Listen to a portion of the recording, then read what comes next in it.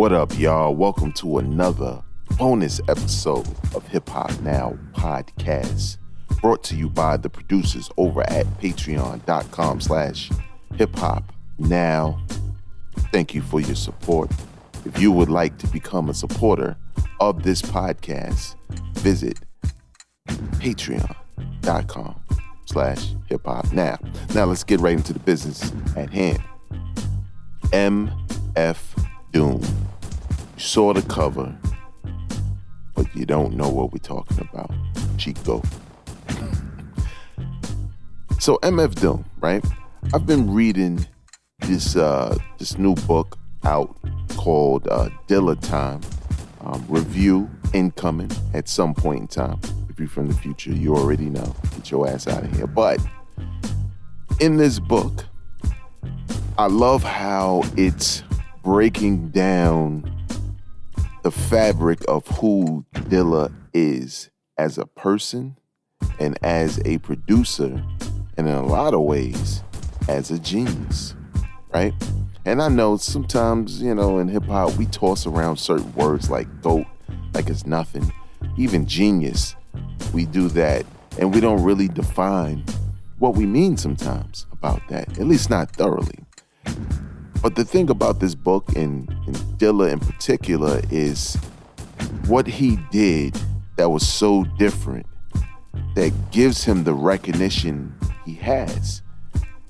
And what's weird is he's not in most people's top 5 producers of all time. I mean, that may have changed a little bit because people know a little bit more about Dilla and his technique.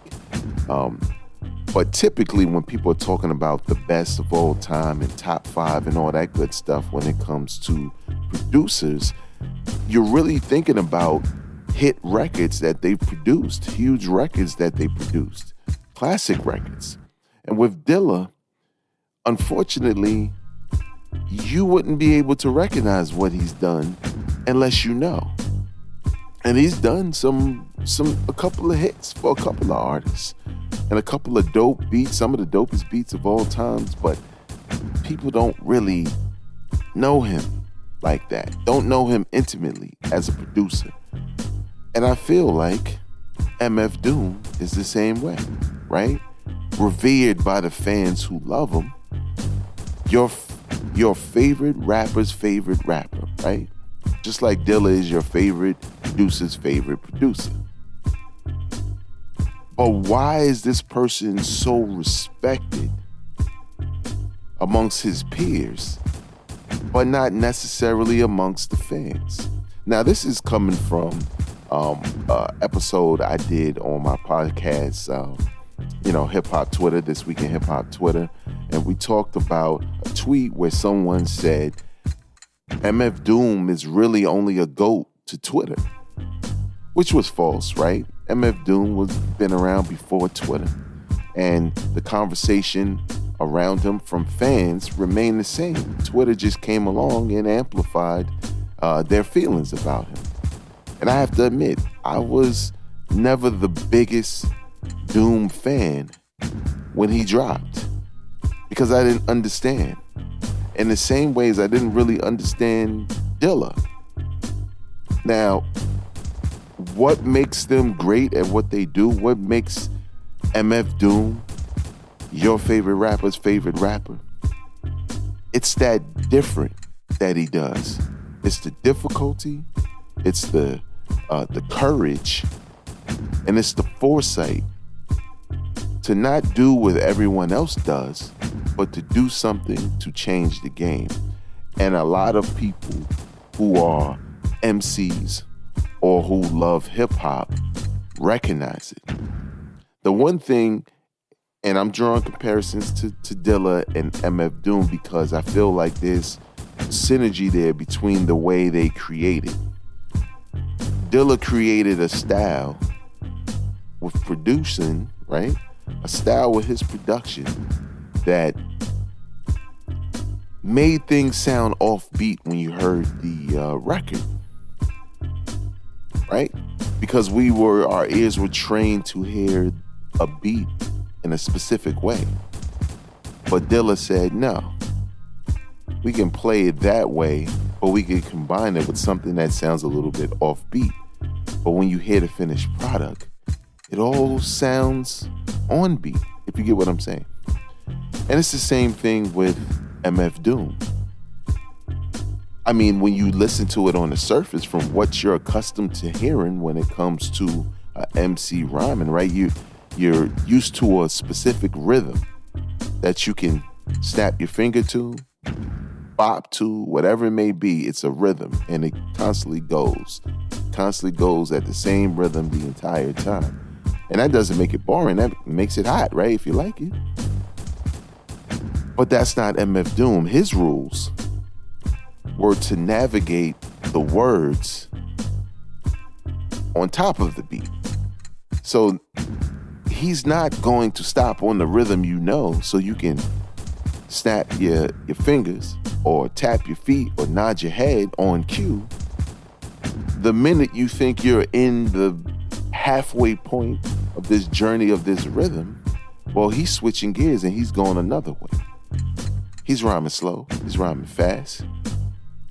He's putting the word that rhymes at the end of a sentence in one bar.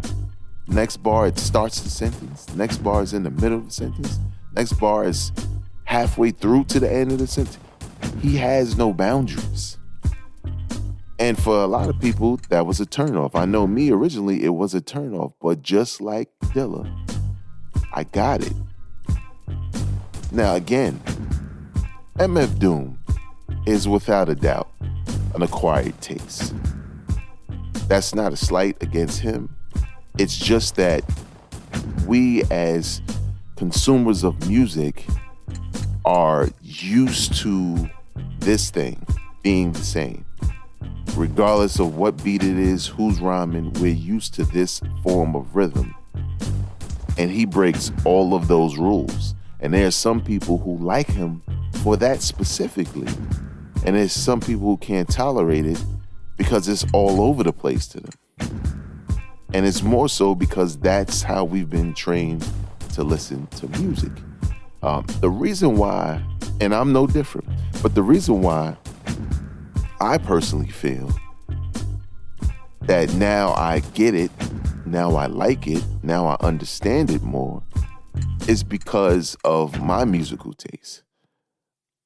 There's only but so much, and this is nothing against Griselda Records, but there's only but so much of that formula I can take before I need to switch it up to something else.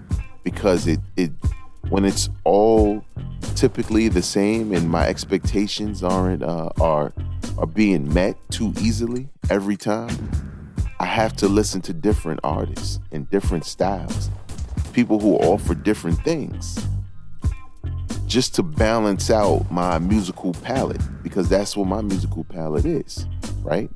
A lot of people rap. There's no way you can consume it all if it all sounds the same. It's just like, having your favorite piece of cake, right? Like you love red velvet cake from this one spot. Bundt cake, right? You love Bundt cake.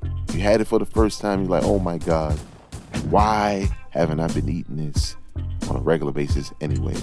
Other red velvet cake is out. This is the only one I want. And you buy it like every day at this point because you love it. But probably by the end of the week, your taste buds say, this isn't that special anymore. It's pretty normal. And what was spectacular and the greatest thing in the world now becomes run-of-the-mill. But see, MF Doom is like having that first bite of the Bundt cake every time. You just don't know what to expect. And then that's where the joy comes from. Because it's always good because now you expect the unexpected. And I think that's the genius of MF Doom. And I think in a lot of ways, the way we celebrate Dilla for his technique, we need to celebrate MF Doom for the same reason. That's going to do it for me. You can follow me on Twitter, Instagram, TikTok at Vegas World INC. Please know You can subscribe to this podcast if you like what you're listening to right now by going to any podcasting app you like to use, because it's there. Search for the words Hip Hop Now Podcast. Hit that subscribe button to stay locked in to continuous hip hop content just like this. Until next time, y'all, I am not a critic. I'm a fan. Peace.